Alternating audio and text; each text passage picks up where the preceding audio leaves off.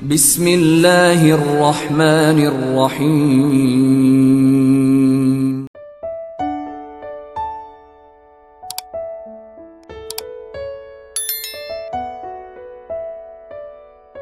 Bismillahirrahmanirrahim.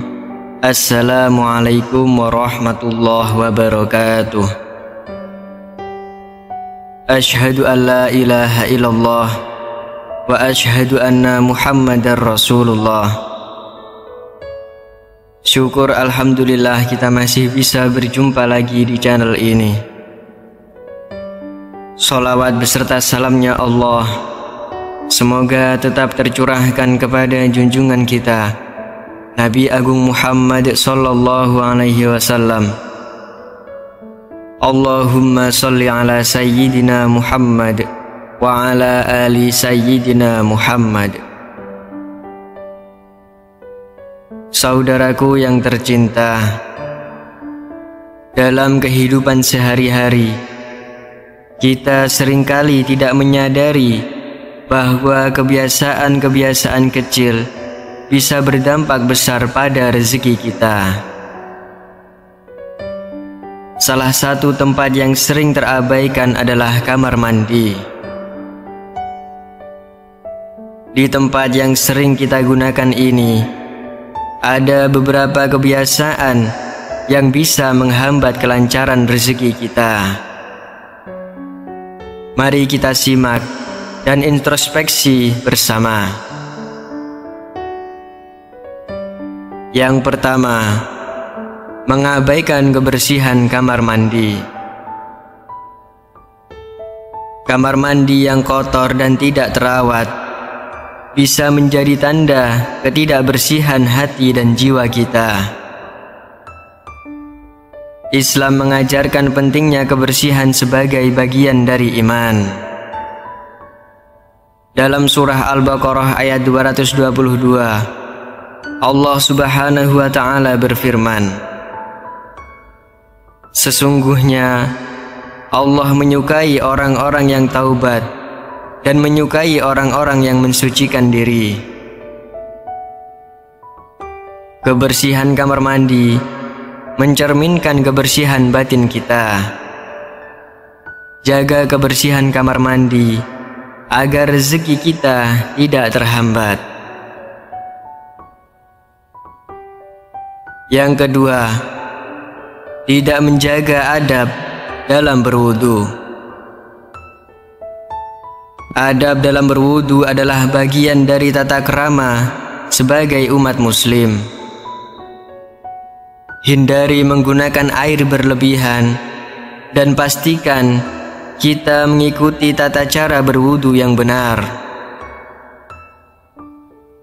Rasulullah sallallahu alaihi wasallam bersabda,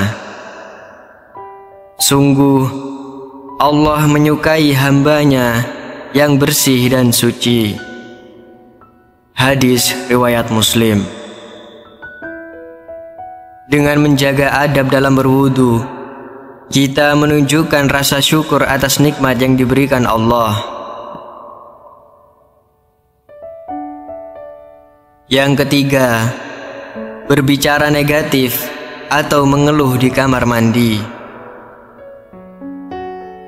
Seringkali kita tidak sadar bahwa saat di kamar mandi kita biasa mengeluarkan kata-kata negatif atau mengeluh.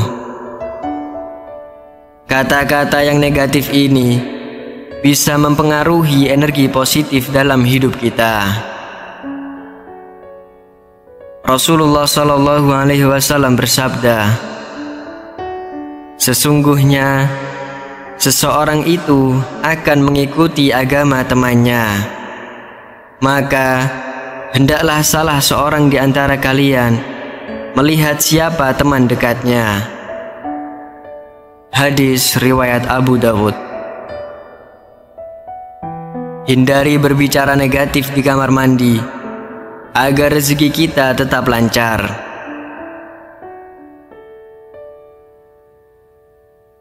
Yang keempat, menggunakan kamar mandi untuk berpikir negatif atau mengeluh.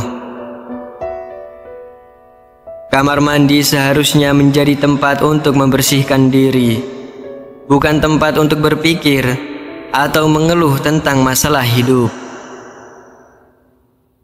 Gunakan waktu di kamar mandi untuk merenung dan berdoa. Rasulullah SAW mengajarkan kita untuk selalu berdoa dan bersyukur dalam setiap keadaan. Yang kelima, tidak menjaga privasi dan mengumbar aib.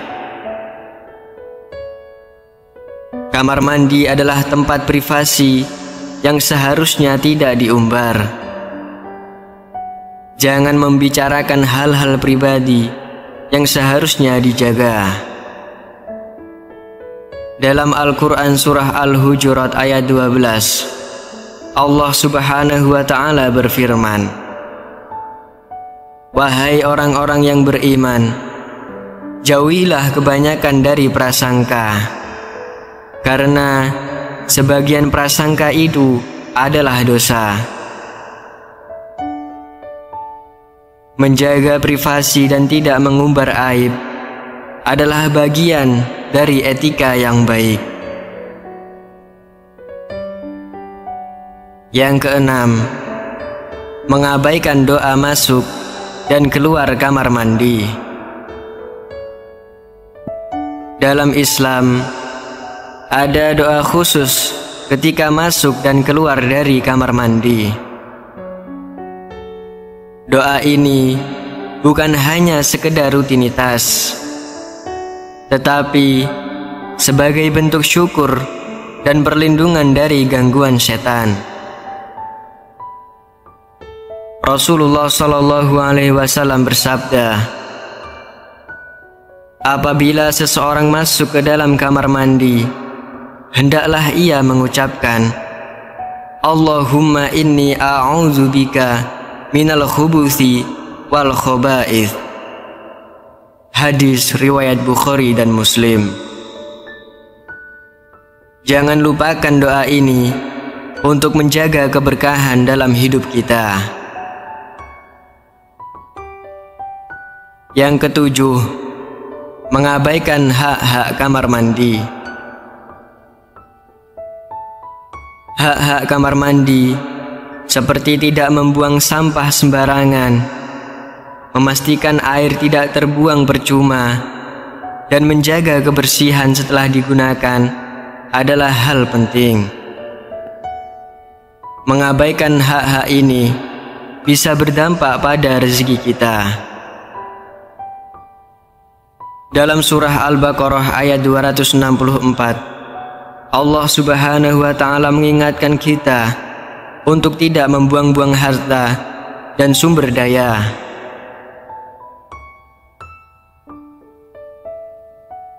Yang kedelapan, menggunakan kamar mandi dengan sikap terburu-buru. Menggunakan kamar mandi dengan terburu-buru tanpa memperhatikan kebersihan dan adab bisa menjadi kebiasaan buruk. Luangkan waktu sejenak untuk melakukan hal-hal dengan benar. Rasulullah SAW bersabda, "Sesungguhnya Allah itu indah dan menyukai keindahan." Hadis riwayat Muslim. Lakukan segala sesuatunya dengan penuh perhatian dan kesabaran. Yang kesembilan, tidak berdoa memohon perlindungan. Sebelum masuk dan setelah keluar dari kamar mandi, berdoalah memohon perlindungan dan berkah dari Allah. Doa adalah cara kita untuk mengundang keberkahan dalam setiap aspek hidup kita. Rasulullah SAW mengajarkan kita untuk selalu berdoa dalam setiap aktivitas, termasuk saat menggunakan kamar mandi.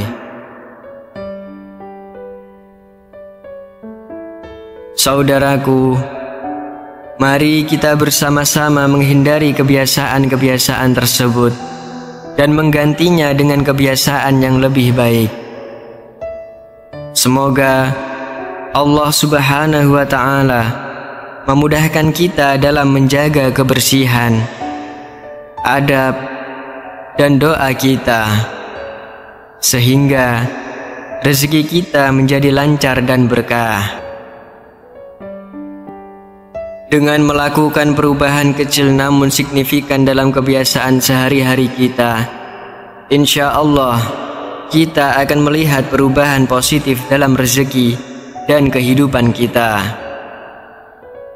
Semoga kita semua selalu dalam lindungan dan rahmat Allah Subhanahu wa Ta'ala. Wallahu a'lam bishawab. Demikian yang bisa saya bagikan. Semoga bermanfaat untuk kita semua. Amin ya rabbal alamin. Wassalamualaikum warahmatullahi wabarakatuh.